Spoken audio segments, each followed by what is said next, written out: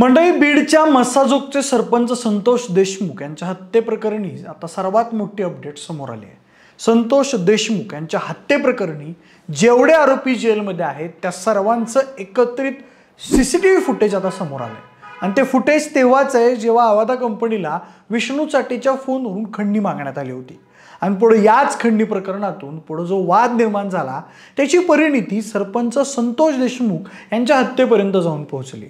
नेमकं काय आहे त्या व्हिडिओमध्ये, एका निलंबित पोलीस ऑफिसर पासून कोण कोण गुन्हेगार त्यात आहेत, त्या आरोपींनी तेव्हाच सरपंचांच्या हत्येचा कट रचला होता का, सविस्तर जाणून घेऊ। नमस्कार, मी प्रथमेश आणि तुम्हाला तर माहिती आहे आपला विषयच भारी। मंडळी, 9 डिसेंबर 2024 रोजी सरपंच संतोष देशमुख यांची निर्घृण हत्या करण्यात आली। त्यानंतर या प्रकरणातल्या आरोपींनाही अटक झाली। तर वाल्मिक कराड हा पोलिसांना 31 डिसेंबरला शरण आला। दरम्यान सुरुवातीला संतोष देशमुख हत्या प्रकरणातल्या आरोपींवर मकोका लावण्यात आला। काही दिवसांपूर्वी वाल्मिक कराडवरही मकोका लावण्यात आला। आता वाल्मिक कराडचं आणि हत्येतील आरोपींचं एकत्र असल्याचं धक्कादायक सीसीटीव्ही फुटेज व्हायरल झालेलं आहे। त्या व्हायरल फुटेजमध्ये काय आहे तर विष्णू चाटेच्या केज येथील कार्यालयात 29 नोव्हेंबरला खंडणीखोर वाल्मिक कराड आला होता। त्यावेळी वाल्मिक कराड याच्यासह संतोष देशमुख यांची निर्घृणपणे हत्या करणारे प्रतीक घुले, सुदर्शन घुले आणि त्यांचे मित्र दिसत आहेत। विशेष म्हणजे संतोष देशमुख हत्या प्रकरणात संशयास्पद भूमिका राहिलेले आणि निलंबित झालेले PSI राजेश पाटील हे देखील वाल्मिक कराड यांना भेटल्याचं सीसीटीव्ही फुटेजमध्ये दिसत आहे। त्यामुळे आता वाल्मिक कराड त्या ऑफिसमध्ये खंडणी मागण्यासाठीच आला होता अशा चर्चा होत आहेत। राजेश पाटील यांचा विष्णू चाटेला हॉटेलमध्ये भेटतानाचा एक व्हिडिओही व्हायरल झाला होता। त्यानंतर आता दुसऱ्या व्हिडिओमध्येही संतोष देशमुख हत्या प्रकरणात सहभागी असलेल्या वाल्मिक कराडच्या गँगसह राजेश पाटील दिसून आल्यानं त्यांच्या अडचणी वाढल्या आहेत। आवादा कंपनीकडून खंडणी मागितली त्या दिवशी राजेश पाटील हे वाल्मिक कराडला का भेटले असावेत हा प्रश्न आता उपस्थित झालाय।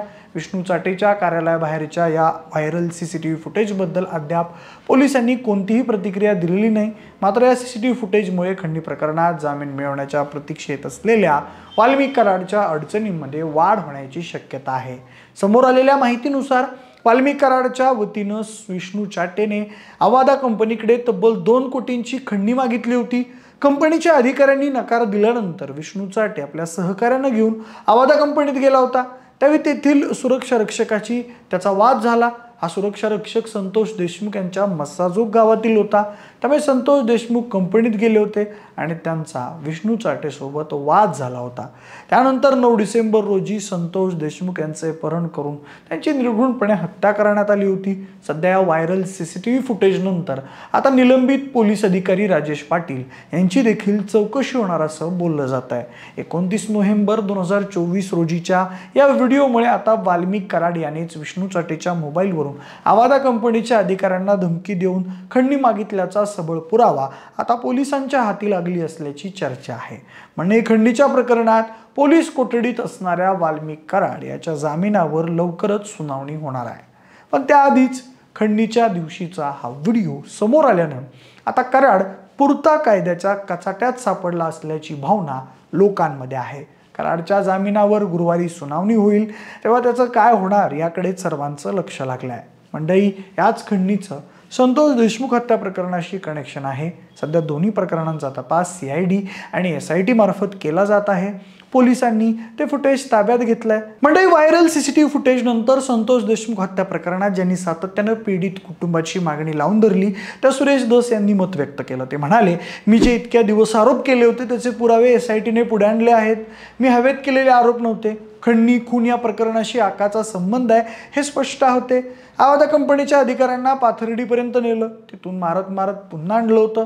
त्याचे सीसीटीव्ही फुटेज आहे। या सीसीटीव्हीमध्ये आका, चाटे, घुले हे आहेत हे स्पष्ट दिसतंय। या प्रकरणात PI पाटील याला सहआरोपी केलं पाहिजे, महाजनांना बडतर्फ केलं पाहिजे, गरजेंना बडतर्फ केलं पाहिजे किंवा गडचिरोलीला पाठवलं पाहिजे अशी मागणी आमदार सुरेश धस यांनी केली आहे। संतोष देशमुख हत्या प्रकरणात आतापर्यंत 7-8 आरोपी झालेत। आता 9वा देखील आत टाकला पाहिजे। तो मी नव्हेच म्हणणारा हा मी आहेच हे तुम्हाला दिसलं ना। मी जे बोललो त्याला पुष्टी मिळाली। अजून बरेच आरोपी आहेत बंदोबस्त व्हावा अशी मागणी आहे, रितसर नावं देऊ आणि SIT तुम्हाला कळवेल असंही धस यांनी म्हटलं. पुढे त्यांनी 1.5 वर्षांपूर्वी परळीत झालेल्या एका खुनाचा दाखला देत वाल्मिक कराडबाबत आणखी खुलासा केला. ते म्हणाले, महादेव दत्तात्रय मुंडे गाव कनेरवाडी याचा खून झालाय. 22 ऑक्टोबर 2023 रोजी या मुंडे नावाच्या व्यक्तीचा परळी वैजनाथाच्या तहसील समोर खून झालाय. परळी पोलीस स्टेशनला सानप नावाचे PI होते. त्यांनी या घटनेचा छडा लावला. त्यामधील आरोपीही शोधून काढले. मात्र आका आणि आणखी कोणीतरी सांगितलं की आरोपींना अटक करायचं नाही, त्यांच्याऐवजी राजाभाऊ फड आणि इतर आरोपी अटक करायचे असं सांगण्यात आलं. विशेष म्हणजे या हत्या प्रकरणातील 6चे 6 आरोपी हे आकाच्या इर्दगिर्द भटकताना दिसतात असे म्हणत सुरेश धस यांनी पुन्हा एकदा वाल्मिक कराडवर निशाणा साधला. त्यानंतर त्यांनी पीक विमा घोटाळ्याच्या आरोपावरून धनंजय मुंडे यांनाही खडे बोल सुनावले. मंडळी, सकाळीच वाल्मिक कराड आणि ज्योती जाधव यांच्याबद्दल एक नवा खुलासा झालाय. मांजरसुंबा येथील शेतकऱ्यांच्या आरोपांनुसार वाल्मिक कराड यांच्या पत्नी ज्योती जाधव यांच्या नावाने बीडच्या मांजरसुंबा इथं 9 एकर जमीन असल्याचं समोर आलं आहे. त्या जमिनीवर रिसॉर्ट उभारण्याची तयारी सुरू होती. मात्र केवळ 9 एकरच नव्हे तर या परिसरात 50 एकर जमीन खरेदी केल्याचा आरोप करण्यात आला आहे. दरम्यान या सगळ्या प्रकरणावरून मराठा नेते मनोज जरांगे पाटील आक्रमक झाले.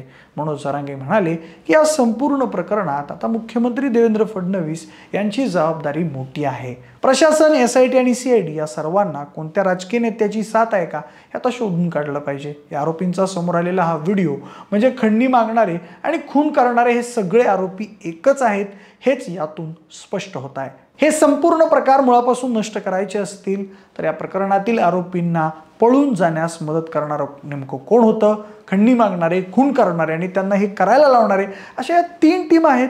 या तिन्ही टीमला सांभाळणारा सरकारमधला तो नेमका कोण याचा शोध आता पोलिसांनी लावला पाहिजे. मुख्यमंत्र्यांनी कोणालाही पाठीशी घालू नये. यातला एक जरी आरोपी सुटला तर तो दहशत पसरवण्यासाठी देशमुख कुटुंबाला जीवितहानी पोहोचवू शकतो असंही जरांगे यांनी म्हटलेलं आहे. तसंच जरांगे यांनी नंतर धनंजय मुंडेंवरही जहरी टीका केली. CCTV मधील सर्व आरोपी पाहून खरंच चीड आली. राज्यानं अशा गुंडगिरीचा आणि हप्ते वसुलीच्या टोळ्या या अगोदर बघितल्या होत्या का? काय वाईट बघायची वेळ या धनंजय मुंडेंच्या टोळीने आणली आहे असा घणाघात त्यांनी केला. ते पुढे म्हणाले, मुख्यमंत्र्यांना जाहीर सांगणं आहे की खून आणि खंडणी प्रकरणातील फरार असलेले आरोपी कोणाच्या संपर्कात होते याचे CDR समोर आले पाहिजेत. त्या काळात कोणत्या मंत्र्यांनी फोन केले हेही समोर आलं पाहिजे. विष्णू चाटेने फोन फेकून दिला तो अजून कसा सापडत नाही. CCTVचा पुरावा समोर आला ही चांगली गोष्ट आहे. धनंजय मुंडेंची टोळी डुप्लिकेट काम करत आहे. आरोपीच्या बाजूने मोर्चे काढत आहेत. आरोपीचे पाठराखण करत आहेत. मग जातीय वाद कोण करत आहे? आमच्यातही आरोपी असतील पण आता नवीन पायंडा पडत आहे. धनंजय मुंडे यांची टोळी आरोपीच्या बाजूने उभे राहत आहे असा आरोप त्यांनी केला. संतोष देशमुख प्रकरणात पंकजा मुंडे यांचा काही इंटरफेअर नाही असं देखील ते म्हणाले. एकंदरीत आता या CCTVमुळे संतोष देशमुख यांच्या हत्येबाबतचा ठोस पुरावा हाती लागल्याची लोकांची भावना आहे. दरम्यान आता आरोपींना शिक्षा कधी होणार हे लवकरच कळेल. तुम्हाला याबाबत काय वाटतंय कमेंट करून नक्की सांगा. जर हा व्हिडिओ आवडला असेल तर लाईक आणि शेअर करा. सोबतच आपल्या विशेष भारी या YouTube चॅनलला देखील सबस्क्राईब करायला अजिबात विसरू नका. धन्यवाद.